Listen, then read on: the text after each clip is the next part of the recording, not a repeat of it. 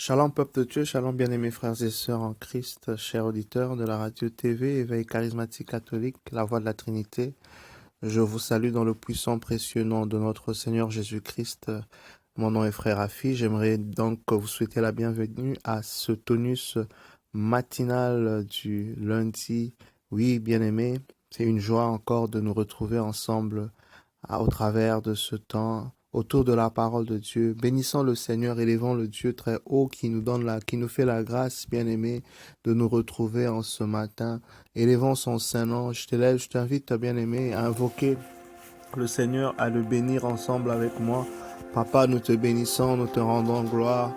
Nous venons te dire merci pour tous tes bienfaits. Nous venons reconnaître ta bonté parmi nous, parmi les humains.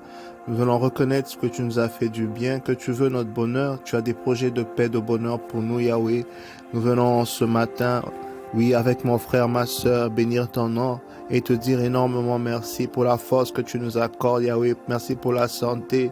Merci pour tes bienfaits. Là où tu as accordé des guérisons, Père, nous voulons élever ton nom et te dire énormément merci, Seigneur. Père, autour de ta parole qui, Seigneur, nous fortifie, qui nous nourrit, qui nous donne la force, Seigneur, de faire face aux défis de la société. Merci infiniment.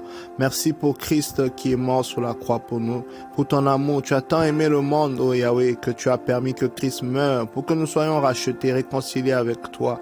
Père, comment ne pas te bénir, comment ne pas te louer, Yahweh. Merci infiniment pour le Saint-Esprit. Nous voulons en ce moment reconnaître la présence du Paraclet. Saint-Esprit, remplis-nous, viens-nous en aide, remplis-nous, viens nous transformer, transforme nos cœurs, transforme notre compréhension de la parole de Dieu, transforme nos vies, Saint-Esprit, impacte et viens influencer cette journée, influence ce moment, influence nos facultés, influence, Saint-Esprit, notre vie. Oui, notre vie de foi, viens-nous en aide, donne-nous encore la force, sature l'atmosphère spirituelle et physique, Saint-Esprit, et chasse ce qui n'est pas de Dieu, au nom puissant de Jésus-Christ de Nazareth. Amen, alléluia. Oui, bien-aimé, j'aimerais partager avec toi la parole de Dieu qui est tirée de Philippiens 4, à partir du verset 4. La Bible déclare « Soyez joyeux dans le Seigneur ». Je le répète, « Soyez joyeux en tout temps ». Que tous vous trouvent accueillants. Nous allons continuer tout à l'heure juste pour exhorter par rapport à ce passage, bien-aimé. Le Seigneur nous recommande d'être joyeux. La Bible nous dit un cœur joyeux est un bon remède. Un cœur joyeux est un bon remède. Mais un cœur qui est triste, n'est-ce pas, dessèche un esprit abattu, dessèche les eaux. Voyez, le Seigneur est en train de nous interpeller sur les dispositions dans lesquelles nous devons être pour recevoir la plénitude de ce qu'il a prévu pour nous. Parce que le Seigneur est dans sa parole. Le Seigneur, n'est-ce pas, sait que quand un cœur est joyeux, ça le permet d'opérer encore beaucoup plus efficacement dans la vie de cette personne. La Bible dit que le royaume de Dieu n'est pas une affaire d'aliments, mais c'est la joie, la paix, la justice dans le Saint-Esprit. C'est pour te dire en ce matin, bien-aimé, quand tu entretiens un cœur joyeux, tu es en train de ne pas attrister, tu n'attristes pas le Saint-Esprit. Quand ton cœur est joyeux, bien-aimé, et tout temps, parce que la Bible dit en tout temps, quand tu es constamment joyeux, tu es en train au fait de faire du bien au Saint-Esprit. Tu es en train vraiment de faire beaucoup du bien au Saint-Esprit qui est en toi. Premièrement. Deuxièmement, tu permets à Dieu d'opérer efficacement pour te donner la plénitude de ce qui est prévu pour toi. C'est une porte par laquelle le Seigneur passe pour accomplir encore beaucoup de merveilles pour toi. Troisièmement, comme je le disais, un cœur joyeux est un bon remède. À cause de la joie, tu peux, bien-aimé, permettre que la puissance de guérison puisse, n'est-ce pas, passer au travers de toi. La puissance de guérison puisse transformer beaucoup de choses à l'intérieur de toi. Voilà pourquoi le Seigneur nous recommande en ce matin d'être heureux, d'être joyeux comme le dit la Bible. Maintenant, la question qu'on se pose, par rapport à ce qui se passe dans la vie de chacun. Parce que parfois, n'est-ce pas, il y a des tempêtes qui s'élèvent. Parfois, il y a des situations qui sont là pour te donner de la tristesse. Elles sont là pour justement enlever la joie sur ton chemin, enlever la joie dans ton cœur. Elles sont là parce qu'elles effrayent. Tu ne sais pas qu'est-ce que tu vas faire. Tu as l'impression, n'est-ce pas, que tu n'as même pas la capacité de résoudre le problème qui se présente devant toi. Pendant que tu m'entends ce matin, peut-être que tu as plusieurs défis, des choses, peut-être que tu as entendu des informations, des nouvelles qui, n'est-ce pas, ont été alarmantes et qui sont là où ça te permet de penser à cela et tu te fais du souci, tu t'inquiètes. Oui, bien-aimé, la question qu'on se pose, mais le Seigneur nous dit d'être joyeux. Comment faire pour être joyeux? Comment faire pour maintenir, n'est-ce pas, cette joie dans le Seigneur? C'est une question très importante parce que le nombre de temps que tu passes à méditer sur une chose déterminera le sentiment qui va venir avec. Je répète, le temps nécessaire que tu utilises de méditer sur une chose te donnera le sentiment, n'est-ce pas, qui va s'en suivre.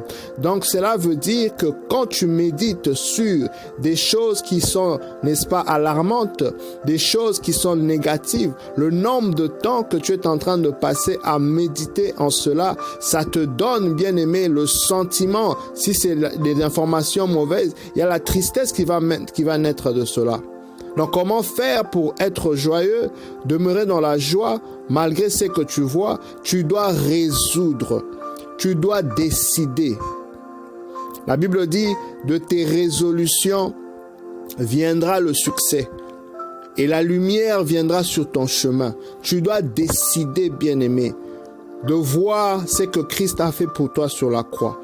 Tu dois décider de méditer sur ce que Dieu dit sur toi. Tu dois méditer sur la vérité, bien-aimé. Et tu ne dois pas méditer sur la réalité. Parce que la réalité, c'est ce que tu vois. La réalité, c'est ce qui se présente devant toi. Mais elle est appelée à changer. Elle est appelée, n'est-ce pas, à disparaître, dépendamment de ton attitude. Alléluia. Donc, comment être en joie, bien-aimé? C'est de choisir de méditer sur la bonne chose. Si tu as la capacité de méditer sur cette autre affaire qui te donne, n'est-ce pas, des insomnies, qui ne te fait pas dormir, mais sache que par ta volonté, tu as la capacité de décider de méditer sur la vérité qui est la parole de Dieu, de méditer sur l'œuvre de la croix, c'est que Christ a accompli pour toi, n'est-ce pas? Tu as cette capacité de le faire et tu verras quand tu le fais, plus tu le fais, en toi, bien-aimé, naîtra et grandira, n'est-ce pas, cette joie immense. Parce qu'elle est là dans ton cœur. Le Saint-Esprit a été répandu dans nos cœurs, mais on doit l'exercer. C'est un exercice spirituel à faire. La joie, on doit l'exploiter, bien-aimé. Alléluia. Le Seigneur nous dit en ce matin, soyons joyeux en tout temps. Il sait que nous traversons des moments difficiles. Il sait, il est là pour nous. Alors, il nous donne les clés, il nous donne la solution, il nous donne ce qu'on doit faire pour être en mesure de passer au travers ces moments difficiles. Le Seigneur est près de nous. La Bible dit, il est près, n'est-ce pas, du cœur meurtri. Un cœur, n'est-ce pas, qui a besoin de guérison. Alléluia. La Bible dit, le Seigneur est proche. Que rien ne vous tienne préoccupé. Exposez plutôt vos demandes à Dieu à tout moment dans la prière. Et joignez l'action de grâce à la supplication. Alors la paix de Dieu que rien n'arrête viendra garder vos cœurs et vos esprits dans le Christ Jésus. Oh, j'aime cette parole, bien-aimée dans le Seigneur. La Bible dit que le Seigneur est proche. Il est plus proche que nous le pensons. Il est plus proche que nous l'imaginons. Il est plus proche même que notre respiration, bien-aimé. Le Seigneur est là. Parfois, nous avons l'impression que Dieu nous a abandonnés. Nous avons l'impression que les événements, n'est-ce pas, sont en train de se multiplier de mal en mal. Et on se demande où est le Seigneur. Il est là, bien-aimé. Le Seigneur est plus proche. Il ne peut pas t'abandonner. Il ne peut pas te délaisser. Il ne peut pas régner sa parole. Il est dans sa parole. Ce n'est pas parce que tu ne vois pas encore le résultat que le Seigneur n'est pas là. Tu dois comprendre que Dieu est un Dieu de processus. Alléluia. Dieu est un Dieu de processus. Cela veut dire simplement, bien-aimé, que pour te sortir dans une situation, il y a une logique, une pédagogie par laquelle le Seigneur passe, n'est-ce pas? Pour te sortir du désert, pour te sortir. Parfois, n'est-ce pas, c'est un enseignement, une école dans laquelle tu es en train de passer, où tu devras, n'est-ce pas, passer des étapes, des épreuves. Alors, il faut faire ta part. Déjà, il ne faut pas trop se lamenter. Les personnes qui se lamentent trop, qui parlent contre Dieu et qui espèrent un exaucement, sont en train de faire un travail vraiment qui n'est pas, je dirais, un bon travail pour obtenir, parce qu'il y a des dispositions où la grâce, n'est-ce pas, tu dois avoir des bonnes dispositions pour la dispensation de la grâce. C'est très important de comprendre que nous avons une responsabilité avant de recevoir l'exaucement. Notre cœur doit être disposé à recevoir ce pourquoi nous demandons. Mais quand nous nous éloignons par nos lamentations, par des paroles qui sont des paroles incrédules, bien-aimés, qui ne manifestent pas la foi, on risque par là de penser que le Seigneur est loin. Et pourtant, il n'est pas loin. C'est pourquoi la Bible dit que la main du Seigneur n'est pas courte pour agir. Mais ce sont nos péchés, ce sont ceux que nous faisons de mal qui mettent, n'est-ce pas, un mur, un voile entre nous et le Seigneur. Le Seigneur est proche, bien-aimé. Il est proche. Vous savez, Abraham, à un moment donné, quand il était avec Lot, quand Dieu demande à Abraham de quitter sa patrie, sa famille, en partant, Abraham prend Lot. Or, ce n'était pas dans la pensée de Dieu. Ils ne devaient pas être ensemble. C'est pourquoi Abraham était en train de marcher. Il était déjà à l'endroit que Dieu l'avait promis, mais il ne voyait pas, il était aveuglé. Mais pourtant, il était à cet endroit. Et c'est quand il s'est séparé avec Lot, le Seigneur l'a dit, regarde au nord, regarde au sud. Donc, il a pu voir. Et pourtant, c'était déjà là. Alors, c'est la même chose avec nous. Parfois, on pense que Dieu est loin. Non. Le Seigneur est là, il est proche. On a peut-être quelque chose à faire pour voir que le Seigneur est là. Je viens te dire en ce matin, même dans tes problèmes, le Seigneur est là, bien-aimé. Il est là, il veut t'en sortir. Tu dois lui faire confiance. Il est proche. Il dit... que rien ne te tienne préoccupé. Ne t'inquiète de rien, autrement dit. Ne t'inquiète de rien. Ne laisse pas. La Bible dit garde ton cœur plus que toute autre chose. Parce que c'est de ton cœur que proviennent les sources de vie. Donc c'est très important de savoir que les événements qui viennent dans la vie, c'est pour casser notre foi. C'est pour chercher à atteindre notre cœur. Parce qu'une fois que nous ouvrons la porte de l'inquiétude dans notre cœur, bien aimé, l'ennemi entre et crée une forteresse. Il nous combat de l'intérieur. Il combat notre foi de l'intérieur. Ça devient compliqué. Pourquoi? Parce que Dieu, pour passer et accomplir l'exaucement dans ta vie, a besoin que ton cœur ne soit pas préoccupé. Un cœur préoccupé ne permet pas au Seigneur de pouvoir opérer. Ton cœur doit être en paix. C'est pourquoi le Seigneur que tu sois en paix. Comment être en paix? Tu dois méditer, tu dois connaître les promesses de Dieu. Donc ne fais pas l'erreur de vouloir méditer sur autre chose. Tu dois bloquer ta pensée, tu dois refuser, tu dois, comme je disais, résoudre. Tu dois décider, bien-aimé. C'est vraiment une décision et tu dois être ferme dans cela. Je viens en ce matin, bien-aimé, te parler et te demander cette fermeté, cette décision, cette résolution de ne penser qu'à ce que Dieu t'a dit, de ne voir que ce que Dieu t'a dit, d'imaginer que ce que Dieu t'a dit. C'est de cette manière que tu pourras ne pas être inquiète. C'est de cette manière que tu pourras ne pas être préoccupé par rapport à tout ce qui se passe autour de toi. Oui, le problème peut être là, bien-aimé, mais ton attitude sera différente. Pourquoi? Parce que tu seras en obéissance, en communion avec le Seigneur. Tu seras un avec Dieu. Tu verras ce problème comme un Dieu. La Bible déclare que nous sommes des dieux. Alléluia. C'est pourquoi notre attitude, notre vision, notre manière de voir les choses doit traduire, n'est-ce pas, c'est que le Seigneur est en train de nous dire pour ne pas être inquiété, pour ne pas avoir peur. Parce que quand tu as peur, tu sombres. Quand tu es inquiété, tu sombres. Alléluia. Pierre, à un moment donné, a dû voir beaucoup de vent autour de lui. La Bible dit, pendant que le miracle était en cours, il a sombré, parce qu'il a shifté, il a switché, il a changé son attention, son champ de vision. Au lieu de regarder à Dieu, au lieu de regarder à la parole de Dieu, il a regardé au vent. Mais quand tu regardes au vent, bien-aimé, ça va te faire peur. Quand tu regardes autour de tout ce qui se passe en ce moment dans le monde, bien-aimé, sans la parole de Dieu, tu auras peur. Oui, Tu auras peur de mourir, tu auras peur de tomber malade, tu auras peur de ceci, peur de cela, peur de perdre l'argent dans la bourse, peur de perdre ceci à l'économie, peur peut-être, n'est-ce pas, de perdre le travail. Mais la solution à cela, c'est la parole, bien-aimé. La solution à cela, c'est de penser à la promesse de Dieu parce que Dieu est vrai, parce que Dieu est dans sa parole. C'est ça notre part aussi dans la foi. Quand le Seigneur promet au peuple d'Israël, quand le Seigneur dit à Abraham que ta descendance va connaître l'esclavage, ils iront pendant 430 ans, 400 ans en esclavage et voici ce qui arrivera.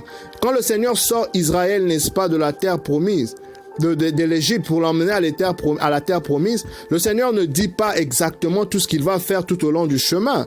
Il donne seulement la promesse. Quand le Seigneur se manifeste à Joseph, à travers des songes, pour lui donner des songes de grandeur, le Seigneur ne lui dit pas comment est-ce qu'il va accéder à la royauté. La même chose, n'est-ce pas, avec David. Pourquoi le Seigneur ne dit pas tout? Parce qu'il y a là l'élément de la foi.